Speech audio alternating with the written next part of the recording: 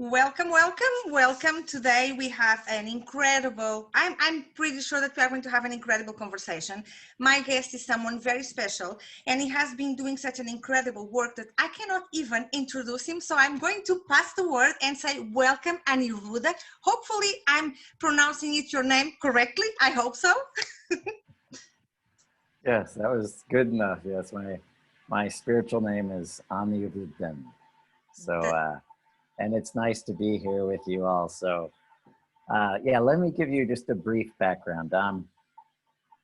I don't mean to use New Age languaging, but I'm going to just say a few things. You know, later in my life, I came across the information of star seeds in indigo children. When I came across the information, I realized that's who I was because I had such a difficult childhood.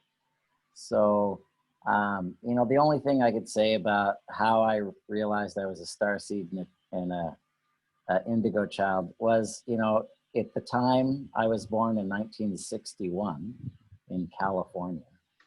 I didn't fit in so well.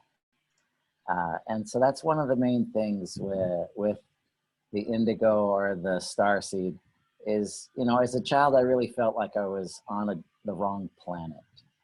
I really didn't feel the earth was my home.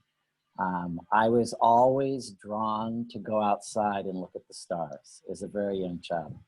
And it's very interesting, as a child, I always looked at the Pleiades. I never knew why I was so attracted. So this is a very strange thing. Only in my late 20s, when I did stargazing with a telescope, and we looked at the Pleiades, and we were with this great telescope, and we were looking at the Pleiades, I looked up and I realized, oh my gosh, as a kid, that was the one constellation I always looked at. So I know it's a little strange, but I was always attracted to those 7 stars. Incredible. And yeah, and only later in my life, I realized out of the entire sky, that was always the place I looked. Always the So same place. Always the 7 sisters. I always looked at them. So, it was very interesting later in life when even recently I read about a starseed. In reading about it always confirms, that's who I am. Again, when we realize these things, it's usually a gut feeling. No one ever really told me. But if you understand a little bit about what they call the indigos and the starseeds, it's not so easy to be one. So long story short, as a kid, at a very young age, I did healing. I always did healing with my brothers and sisters. Everybody wanted me to give them massages. I never studied when I was young, but I gave massages. I was good at touching and healing with my hands. So, we're talking as a child, I did this. So, and I always was one to put my hands on people, and I was really good at relaxing people. And so, there were natural things that were nice again, but then again, as far as the educational system and as far as fitting in, it was hard for me with my own age group. Again, in some ways I was more mature, and so I didn't relate to my own age group.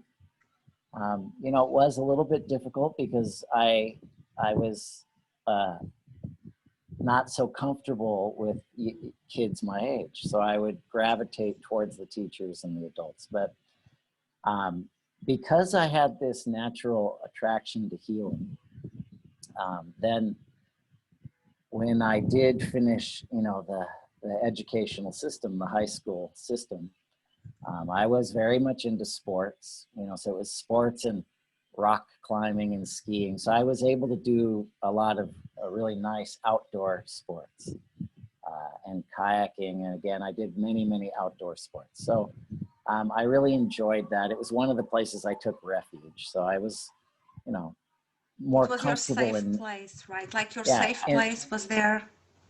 yeah, in nature. So, you know, and then I did pursue the healing arts. So I went to a healing art college. I immediately did massage therapy, got a job in 1981 as a massage therapist, did a healing vapor caves in Colorado. And, you know, I didn't have to be licensed at that time. You know, I got the job because I gave the owner a massage. And He so, loves it. because, yeah. So immediately, you know, and the owner initiated me into Reiki. So in Oh, 1981, I got initiated into Reiki, and the owner did it for free and said, "Oh, your hands are great. Here, let me give you this," and gave me all the Reiki initiations and stuff. So, you know, I naturally did that. I really enjoyed that. And again, and that was something that over my lifetime, I did different types of healings and was drawn to, again, more shamanic work. So I was drawn, and I had experiences and had very many encounters, so that you know, shamanism came into my life, not because I pursued it, because it showed up at my door. So, and then, you know, many teachers came to me. It was rather interesting how that happened. So, you know, and I always was one to be a little more following synchronicities or going with the flow. You know, I was a little bit different in the way of how I was moved in life. You know, I was drawn to, I would be in the right place at the right time. My life is just full of being in the right place, at meeting the right people at the right time. And so, you know, my life is sort of full of that. And that is one of the things, you know, that is part of being more involved in the healing arts and stuff. And that's the nature. Now, later on, you know, I did many studies, again, did psychic surgeries and studies and massage and shamanic work and what we call soul recapturing. You know, a lot of this stuff came because I learned from masters that just taught me. I never went to schools. I learned in their houses. I was oh, taught in, incredible. You yeah, I never was went to taught, college, for instance, for doing some kind of workshop in that area? You learned directly no, with masters? I, I lived in their houses. I went in tribes. I lived in community. I ended up at the time in a non-commercial way. Everyone that taught me took me under their wing and taught me one to one. I never did commercial. I never paid for the training I got. So that was incredible. And, you know, only when in the early 1990s, I was deeply involved in yoga. So when I got deeply involved in yoga, the yogi that I was studying with also was very personal, and I did a lot of personal work. It wasn't a class, but I did classes also. And he initiated a few of us to be certified in the system that he taught. He had his own school. Oh, So okay. a few of us did become certified to teach a very specialized type of hatha yoga that he developed. And that I was the only time I did pay. I paid for that certification course. And then after that is when I started involved in energetic therapy. I started paying to do certification courses. And it's at that point I started getting more involved in the commercial certification process of healing arts. So I did energetic therapies. My Reiki was free. I got Reiki for free, but the That was yoga and awesome. then, yeah. And then, you know, the massage, I went to massage school and I did go through that, but I didn't finish because I was already a very good masseur. And I had my own style. And so I had contradictions with learning these specific techniques to get a license. And there was a point where I decided I don't need a license to do massage. So halfway through the school, I discontinued going to the school. I just decided I don't need a license. it was sort of because I had training and I was taught in ways that there were contradictions in the way that I was being told I had to do these classes and get licensed. So, you know, I was younger and I was a little stubborn, and I said, well, that's not the system I know. So I just followed the system I knew. Again, because I was trained with one-on-one with healers. I was trained. And so I realized some of what I learned was not something I could be taught, and it wasn't so commercial, or it wasn't a certain style. And so I just decided, okay, I don't have to have a license. But I did go through certification in vortex healing, which is a very interesting modality. And I did extensive training in that. So I've done all over the world courses in that, which is energetic therapy. You know, that was the one time where, you know, and this is a good story just to tell. There was a time in my life when I heard about energetic therapy, when I first started it. And I heard about that you could heal somebody. You didn't have to know them. They could be halfway around the world, and you could hook up, connect to them, and you could send healing. So when I first heard about this, I laughed. I laughed. Yeah, I believe. And thought, yeah. And I thought, how insane is that? Someone is going to pay money to have Yeah, someone heal exactly. them from halfway around the world. Around the world. Yeah. And the funniest thing is that I thought that when I met the teacher that taught me, I thought that was, the person must be a little stupid to pay money to be healed that way. And within 6 months, I was doing energetic distance healing. And the first time I did it, I had no idea if it worked. But what happened is the people would call me up and tell me that that was the most powerful session they'd ever had. They said to me, that was more powerful than when I've been with you in person. And Really? so yeah, so yes, exactly. So then at that point I was like, wow, This okay, works. this Really works. works. So yeah, within 6 months, I was doing full-time long distance healing. I was booked 2 weeks in advance. Everybody wanted a session Wow. with me. And Incredible. yeah, and I was a total beginner, and just realizing, wow, this is incredible. And so within a very short period of time, I was doing what I was laughing at, that I thought that was just so ridiculous. So there was a huge change in my consciousness at that point. And as I studied for more than 15 years, as I studied after that for more than 15 years in energetic therapy, you know, I got to the point where, you know, I realized that somebody could call me on the phone and say, my friend is in the hospital. And I'd just say their name.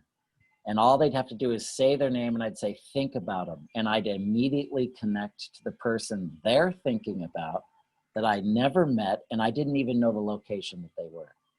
But That is because awesome. yeah. So when that happened, then I realized, wow, so I can bridge. I'm bridging through a person's Precisely. consciousness, and I'm connecting through them to someone, To directly someone else. connecting to, yeah, in real time, That and is working on them amazing. in real time. Yeah. So at that point, that really blew open all the areas of my life where I realized, you know, that the only thing in the way was me.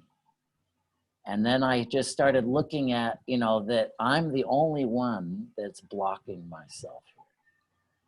You know, and then I had the experience that it works. And so obviously because of that, then there was no more conflict. There was Yeah. no more resistance or opposition.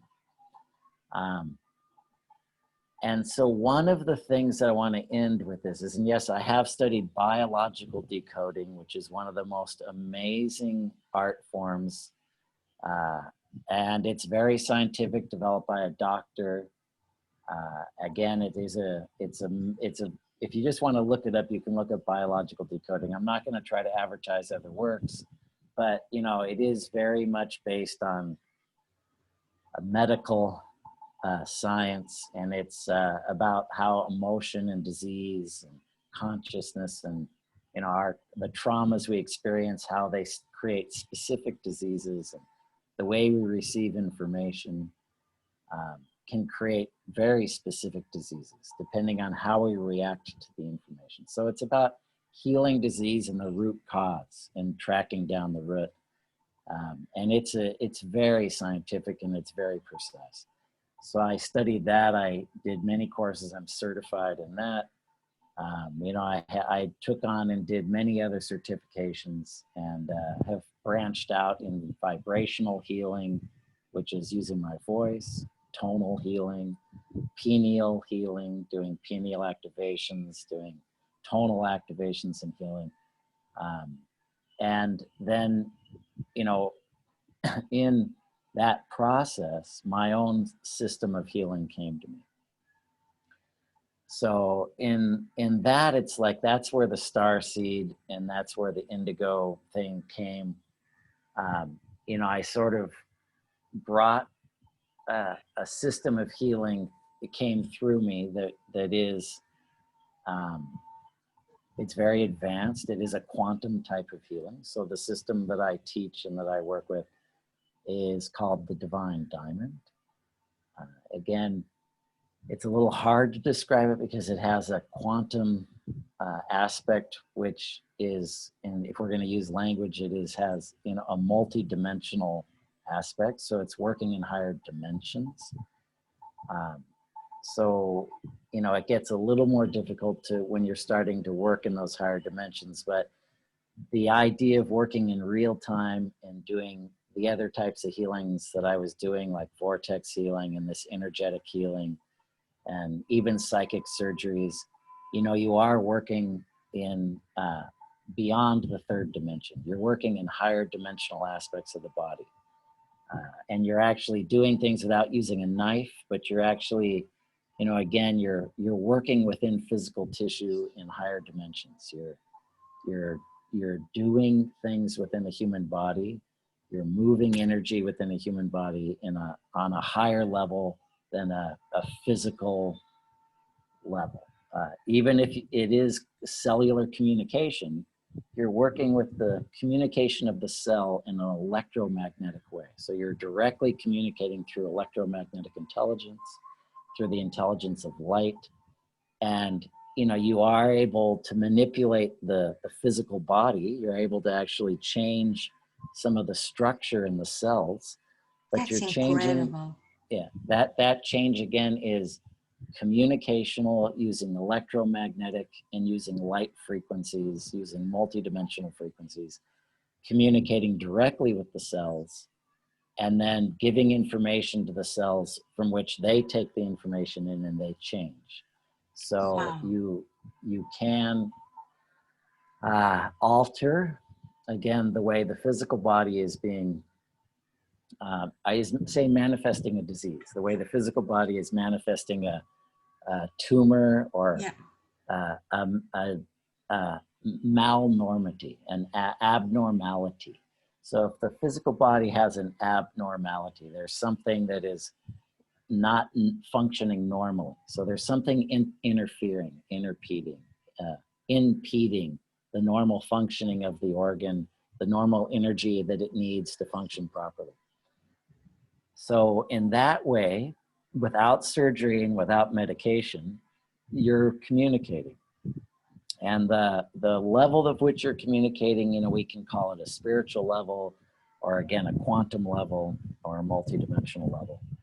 And again, if we're technically talking about it, there's a language, what we call electromagnetic, multi-layered language. There's a language of light.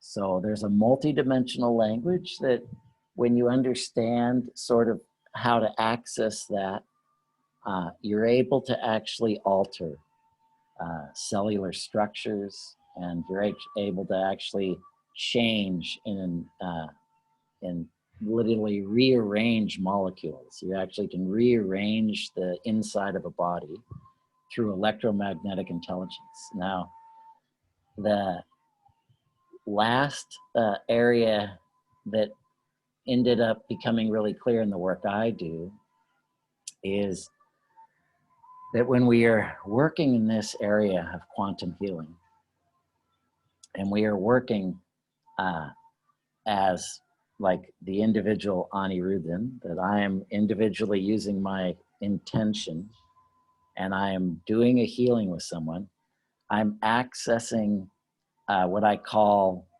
divine physicians. So I've always said I have a legion. I have thousands of helpers.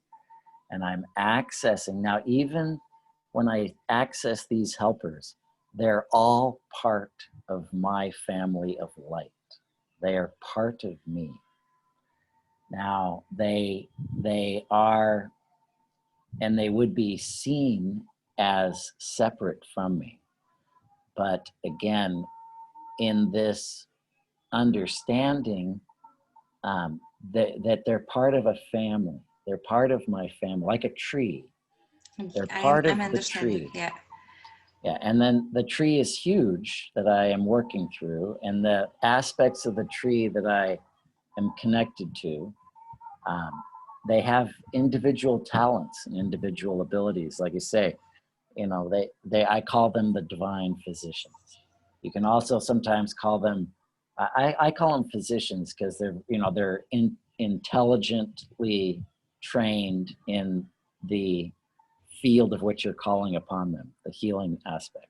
But you can also call them entities of light, that they're light beings, light helpers, light entities. You could call them angels. Some of them are like that. They're, you know, angels of healing, you know, like Raphael.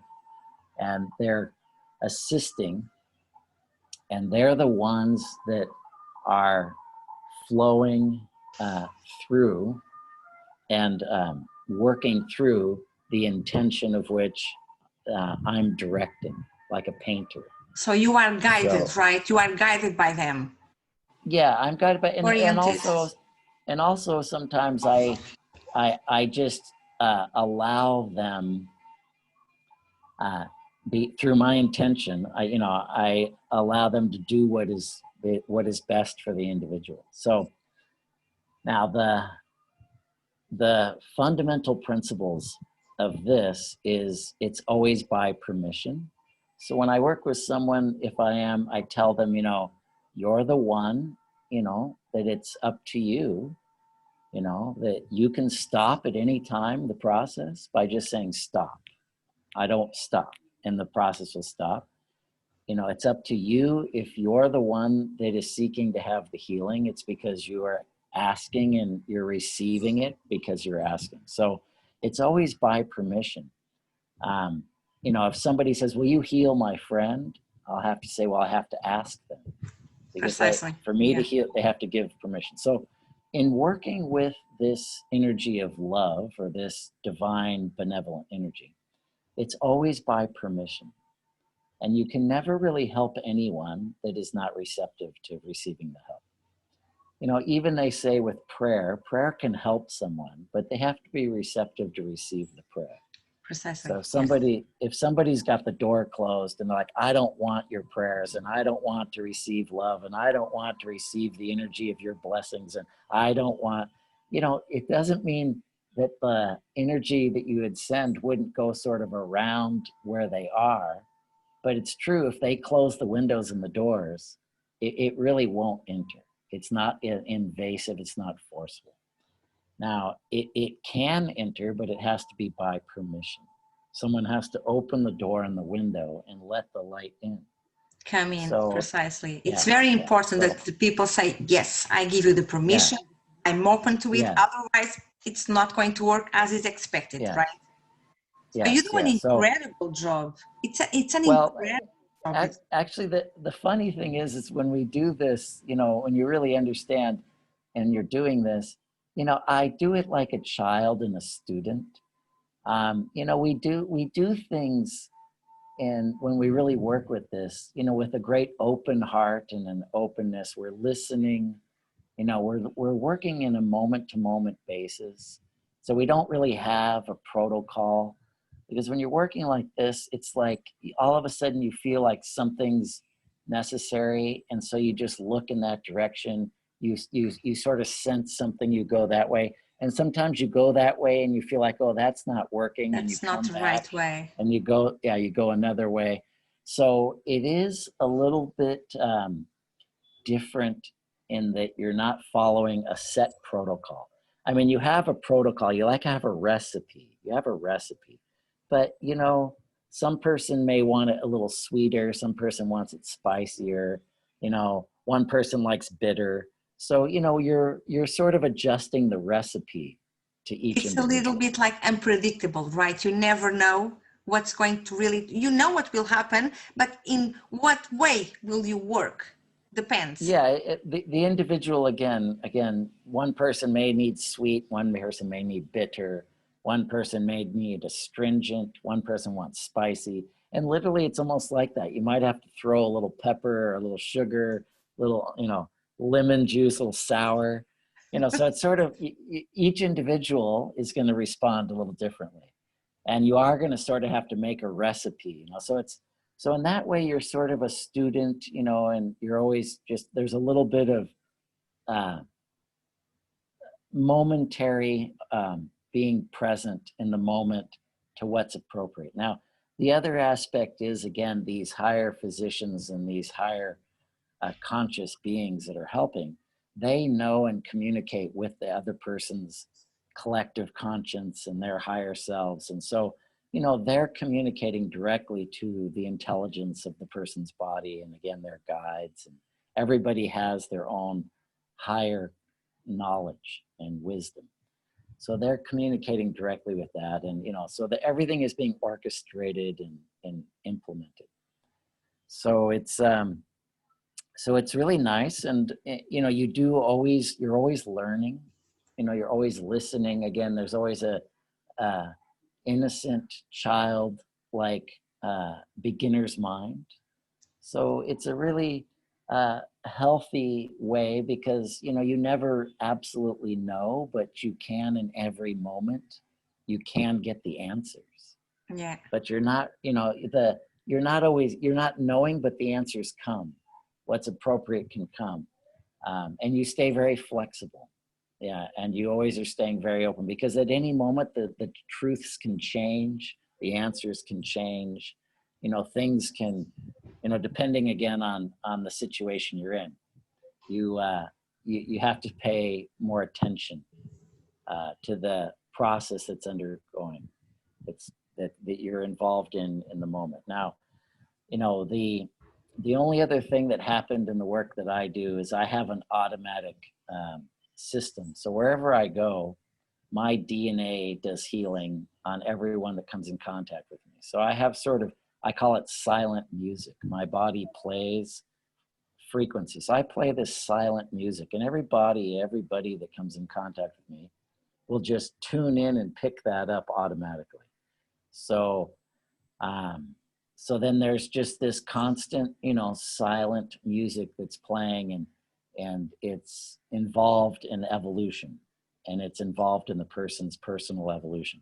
So my body is encoded with that, and as I increase that, the field is stronger and stronger, and it's constantly committed to evolution. So it's always evolving people's systems. That is And again, unbelievable. and well, that's again, and this is more like a DNA thing. It's what a star seed. So it's part of the star seed that I would be involved in. And then as I was personally in my journey, as when I was young, you know, I tore all the ligaments off my atlas of my neck Oh at my about God. 8 years old. And I never went to a doctor. So I have scar tissue. I had scar tissue, and I tore and torqued my atlas in my neck and just tore it right off its connection. And by the time I was 22, I had 23-degree scoliosis in my back. Oh my I God. was, neurosurgeons were saying that I wouldn't walk when I was 30 without a cane, that they Oh needed to my Lord. operate.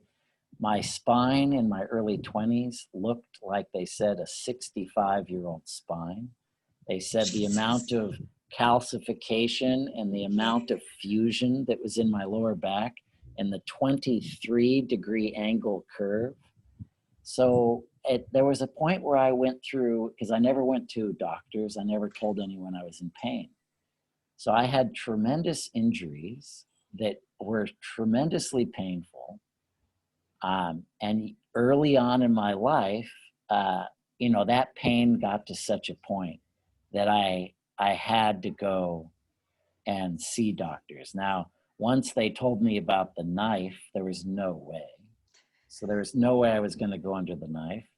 And then that is where I met also at that time the yoga and the people and the training, and I completely healed my back on my own. On your own? I That's on my incredible. own, yeah. Now, but again, I through yoga and breath work and the breathing, I was able to change my spine and change it to such a point that you would never believe the x-rays that I had as a kid, as a young man, were the same as my back now, because I have a perfect spine. That is I also was incredible. able, to reverse degeneration. I had spinal and disc degeneration. I was able to reverse it and change the bones of my vertebra. I was able to change my entire neck.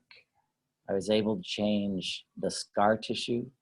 Over time, I have been able to heal my back and regenerate the degeneration. I had disc degenerations, and I mean, the x-rays are pretty ugly. The gray and the black, they looked like an old person's spine.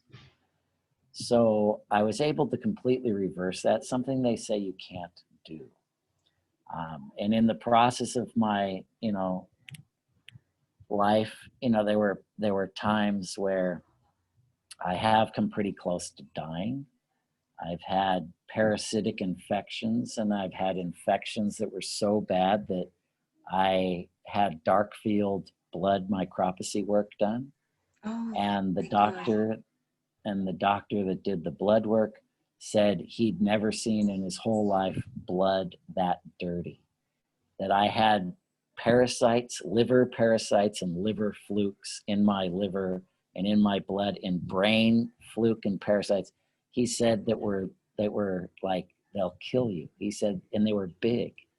He said the amount of stuff that was in my blood, the amount of parasites that he saw, and the indication of the condition of my blood was so bad that he was surprised I was even walking around.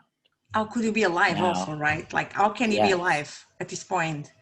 Okay. So, interestingly enough, within 48 hours, okay, this is something that I need to tell people because this is something I've experienced. And this is why I do the work I do. Within 48 hours, in the middle of the night, I was, and I have been, but I was hit with like a flash of light. So you could imagine you're laying in bed and you get hit by lightning. And I got hit by a light, or at least I had the experience of a flash of light. And the flash of light was so powerful. The intensity of that light was so powerful that I woke up at 8 o'clock. I woke up earlier, but by 8 o'clock in the morning, I went back to that doctor that did the blood micropsy, and I said, test me again. And he says, no, I'm not going to test you again. I just tested you. I'm busy. I don't have time. I have all these patients. And I sat in his office and I said, I am not leaving until you test me. So he said, okay, you're going to have to wait. So I had to wait like 2 hours. as he tests, working with other people in his office. And so he tested me again, poked my finger, took a drop of blood, looked at it, and he came back out of his office and he poked my finger again and he took another drop of blood and he looked at it and he came back out of his office and he says, just looks at me and he says, "This is the cleanest blood I've ever seen."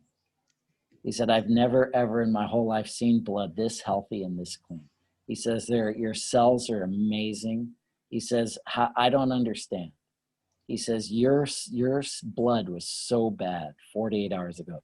Your cells, your white cells, your red cells, the shape of your body, the blood, everything we saw in you was the worst I'd ever seen in my life. And now," he said, "I've never seen blood this good." He says, In "Your blood is like..." 48 hours, everything was gone. Well, in that flash of light.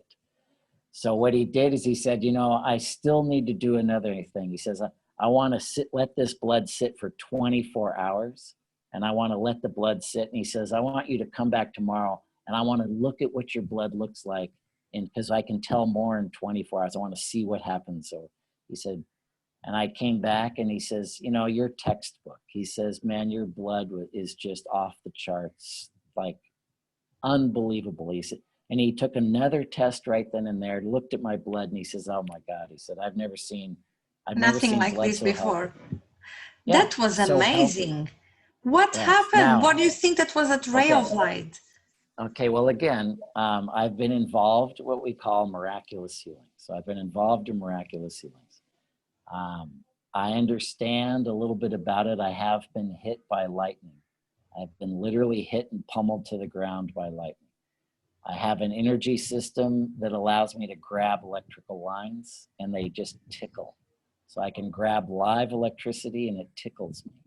If somebody else was to touch it, it would hurt and it would possibly, not be so good for them. So there was a shift in my system at that point that, and I did end up having this happen to me more than once after that. So as that process went, like what they say with starseeds is we get things at certain times. So again, I had to heal myself from severe pain and injury. I literally almost destroyed my physical body through radical infections. I had, very, very severe parasitic infections. I was not in a very strong state. I was strong, but I was in a very critical health. I was able to function, but again, it was a critical state of my health. I was able to recover from that. And the last thing, is I have gone through tremendous loss. So, I've experienced death straight up. And like 16 and a half, 17 years ago almost, my daughter died in my arms. So I got to experience, my daughter dying. Now, and right in my, right in my hands, right in my arms. So what, the only thing is about like that is I said, "Forgive me." And I took responsibility that I knew she died for me. It was a weird thing. So I immediately said, "Thank you." And I said, "Forgive me." And I said, "I'm sorry." Now my wife did the opposite at the time. I'm not with her. She got angry at God. She blamed God and got angry. So she went the opposite way. And I took a fork in the road and I went to responsibility. I took the responsibility and took the blessing. And my wife went into the opposite direction and she went into anger at the time. So, that did destroy the marriage, and, that anger destroyed her to some extent, and and she never recovered. She's never probably ever will recover, because that anger, it's so deep. I don't know if she's able to ever let go. She held it for too long, and so that was very bitter for her. So with these experiences, I had the like deeper awakenings. And the last thing is, that event and some of the events that happened after the death of my daughter were a series of serious tragedies, repeated radical emotional pains and tragedies. Now, because I was a spiritual person, I was able to sort of do forgiveness. I was able to forgive, and was able to not hold on. So I was able to stay flexible and not hold on. But 2 years ago, or 4 or 5 years ago, I slipped into depression. With all this, and I'd done so many healings on people, and I've done so much amazing, where I've seen miracles, I've experienced them myself numerous times, but I slipped into depression because there was a point where my body was holding the emotional experience. Of course. My consciousness was able to detach, and I was able to be aware that it really wasn't me, or it wasn't, I wasn't going to blame myself, but my body, the trauma actually was recorded. And there was a point in my life about 4 or 5 years ago where, even though I didn't think I had depression, there was a certain decision that came, and a certain thing that happened in my life where I was like, okay, it's over. And I dropped my feet, I dropped my guard. I was in a battle for years. I'm like, okay, the war is over. I can put this down. And so I just dropped this guard. And immediately, once I dropped that guard, I just went into years of slowly but surely falling into deeper depression. Now, there were a string of tragedies after that. There was some very betrayals, and there was manipulations and lying. There were situations I was stolen from, I was shot at. So there were still radical traumas that occurred as I was in depression. And there was a point where in the depression, I would witness the depths of not having connection, the depths of losing. And even though I knew that I had the connection, I couldn't find it, I couldn't see it, and I couldn't feel it. And then that was the point where it got so bad, because I couldn't feel it. I knew I had no more desire to do healing and to work with the energies. I lost all motivation. I lost my purpose, which is very bad. To lose your purpose gets really, and my purpose used to be so strong. And again, I lost motivation. There was a point where that depression got deeper and deeper. I call it chemical. So I would see, in one day there would be no hope, and then on the other side there would be hope. So I was fluctuating between saying, okay, everything's going to be okay. This is going to be fine. And then in the same day, there's no reason to be alive. There's no purpose. There's no purpose for me. There's nothing for me to do. There's nothing I could. So I was witnessing this, and I would be shocked at the extremes. And because I had enough of spiritual awareness, like I could always sort of watch this happening, because I have more of a spiritual evolvement. So I was watching it. But after years and years of that, it broke me down. It also took everything from me. I lost pretty much almost everything I owned. I lost everything. And as all of it fell away, I was guided at a time to go and do allopathic treatment. So really at that point, I didn't want to. I didn't really want to take the pills. I didn't want to do it, but I realized I couldn't fix it. The acupuncture I did, the surfing I did, the outdoor recreation I did, you know, the weight training I did, and I was still like physically healthy, but I couldn't change this swinging of wanting to be here and not wanting to be here. So in the guidance, someone told me I needed to take it, and I trusted, and I decided to take medication. I met a good therapist, a psychotherapist, psychiatrist. And I took the right, he's like, you're not a typical depression. He says, because you can work hard, because I was still able to work for others. I couldn't work for myself, but I could work for others. And he says, you can work like 12, 16 hours a day for someone. I said, yeah, no problem. I can work so hard, not for myself, but I can definitely work for the others. Yeah.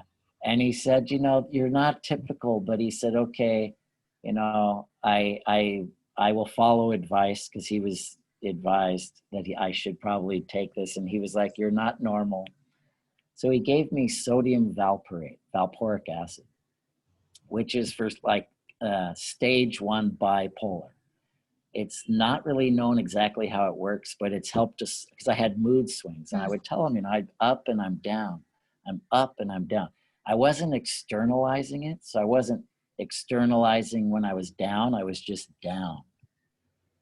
So I was, you know, but I was experiencing it. So then the sodium valproate, valporic acid, has like an 80% success rate at curing bipolar 1. People that do the full treatments and do it properly, they can completely be cured of bipolar 1. And I didn't have more severe, which is manic, sort of a manic state of bipolar, where that's not so easy. That's lifetime medication. So I took it as recommended for 6 months, you know, went up, and then it worked out that it stabilized me. I could sleep, you know, my body returned.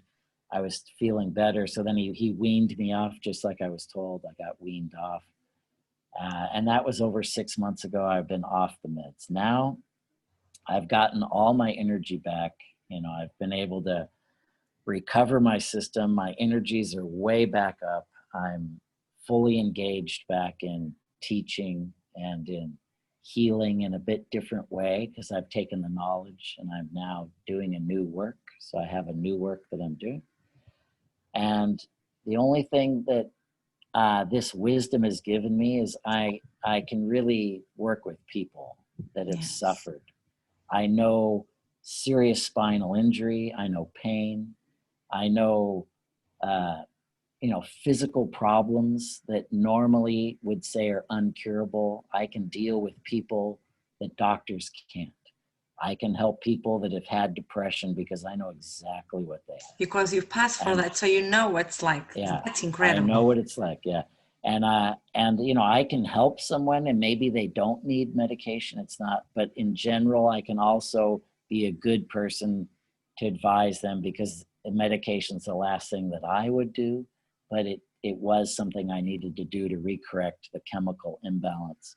You know, my gamma was out in my brain, and I had to rebalance the gamma, and I just couldn't seem to do it naturally. So I took medication. Once my gamma and my sleep came back, and, you know, again, that my chemicals were able to stabilize, and then I was able to come off in a normal state. It's even interesting, you know, when I talk to someone about, you know, the panic, you know, anxiety, you know, and these, you know, panic situations, it's even almost hard for me to remember. I mean, I had them, but it's hard for me to even remember, because I'm not so there anymore. My energies are really good, but I do know what that is, because I did experience it. And it's from this point, of course. Yeah, from this point, it'd be like, wow, it's sort of hard to see that, because, you know, it just doesn't seem like it exists anymore. It's not something I might, but I did have it for years. I had it for years. Incredible. So you completely, now you can say that you are okay right now. You are no under medication. You can do your energetic work, and everything is fine. That is an Yeah, incredible testimony. That is yeah. completely something that you can help. I have to say thank you, because your testimony that you are giving here, it's incredible. You will help a lot of people, because Yeah, probably too many people are in that position and they don't know what to do, or what they're doing it's actually not working right now with them. So that is right. incredible what you told us. So some of the main points is, um, it's really important. If we need to recognize, have we lost our purpose? If we really have, if you're someone out there that feels like, I'm not feeling like I have a purpose, uh, that's really something that you need to find. We need to make sure we reconnect you. So then the second thing is connection. You need connection. You need to feel connection. And, it's okay if you have an alcohol problem or a drug problem, because sometimes that's what the connection is. We go to drugs or alcohol because we're looking for the connection and we don't know how to survive without this connection. So we find a false connection. So, but if we find the connection, then those habits, even very addictive situations, can be changed, because all we have to do is replace the drug or the alcohol with a connection. And if you can really feel that connection, and yes, we do need to have it with someone. So yes, we need it with a motivational person, a coach, someone, a friend. You have to find a human connection. You have to get connected.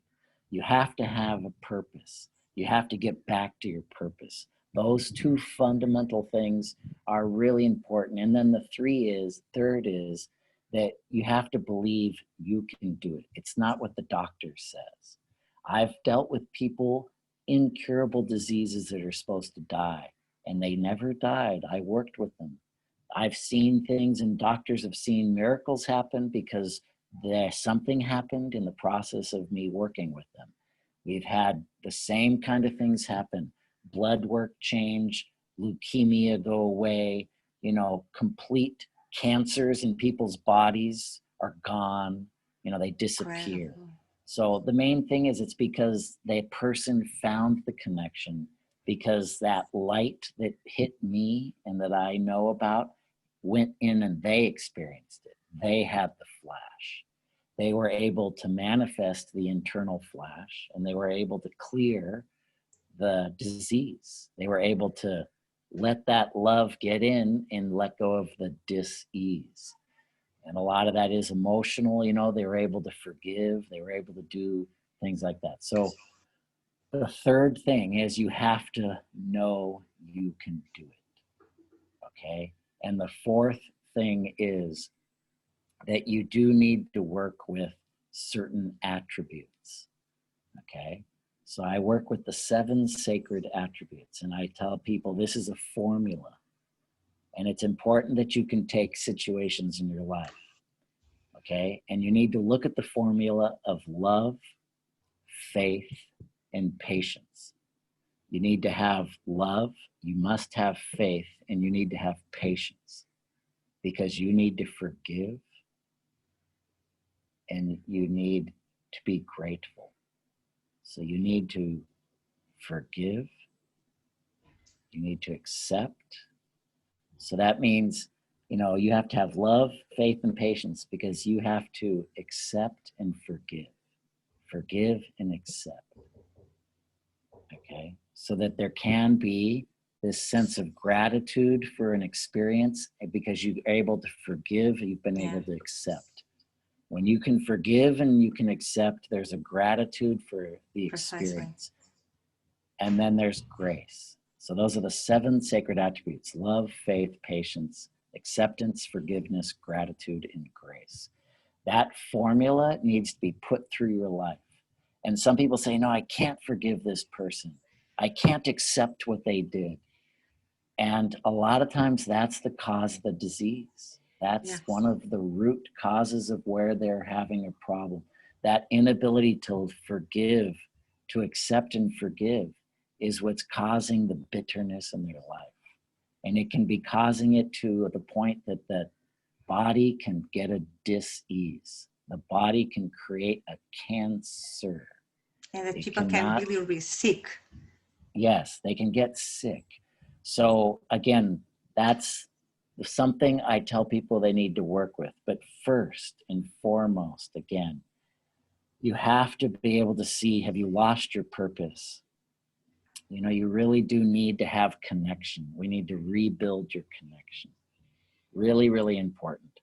You know, and then we have to have the volition and the belief that you can do this, that you can find yourself again.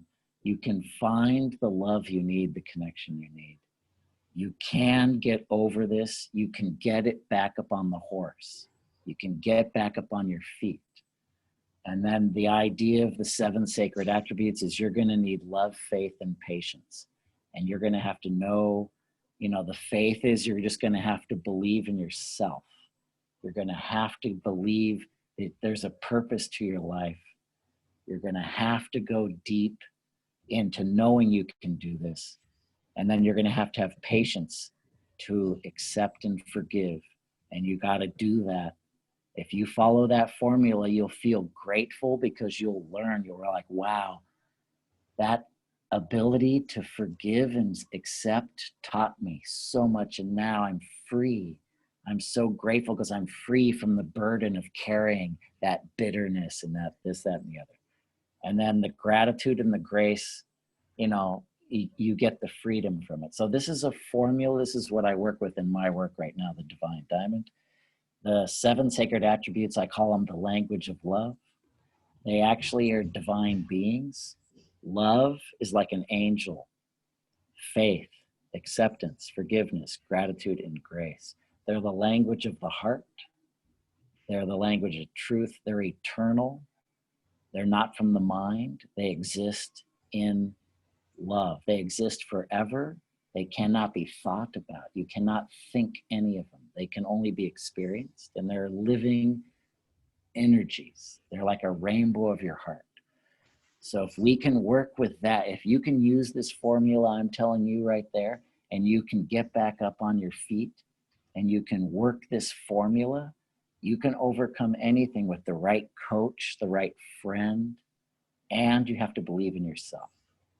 You have to find your purpose. So that's an incredible advice. An incredible advice that we are giving. We are running out of time. We are already past our perfect. time. But that is well, that's perfect. So that has been incredible. I just have to say thank you. You give us an incredible testimony about your life, also regarding all these advice that I think that we have to bring them in our life, find our purpose, have the connection, work with all the points that you told. And of course, we need a good mentor or a good friend, like you told. We need to be guided. That is incredible. Do you have some advice to give to the people in a short time of a month, because we don't have too much time? Just No, actually, that's the way I wanted to end it. You know, I had to tell you the story, and the way I wanted to end it is that formula I gave you. Purpose. You got to find your purpose again. Okay. And again, you have to find the connection. It has to be to yourself. Even if you momentarily, you can connect to Jesus, you can connect to a friend, but there must be some type of connection. And then, you know, once you have those two connections, you have to believe you can do it. You're going to get your life back, and there's a purpose. Again, there's a meaning. You're going to get on the horse and then work with the 7 sacred attributes: love, faith, patience, acceptance, forgiveness, gratitude, and grace. That formula there, you can do anything. And look for the flash of light. It was look for the flash of light. Thank you. I have to say thank you. It was an incredible testimony. Your story of life is incredible. Your work is, we all have to say thank you, because you do an incredible work. And the advice that you give to us, I think it's an honor to, you know, share this time with you and to learn with you. I'm so grateful. I'm so grateful for all the knowledge that you give to us. Thank you so much from the bottom of my heart that you have been here with us. Okay, great. All right. Thank you so sorry much. For the long. All right. Sorry for the long story, but the story is part of. No, it's incredible. I love it, and I'm absolutely sure that everybody's going to love it. It's an incredible testimony. Thank you so much. Bye bye. Thank you.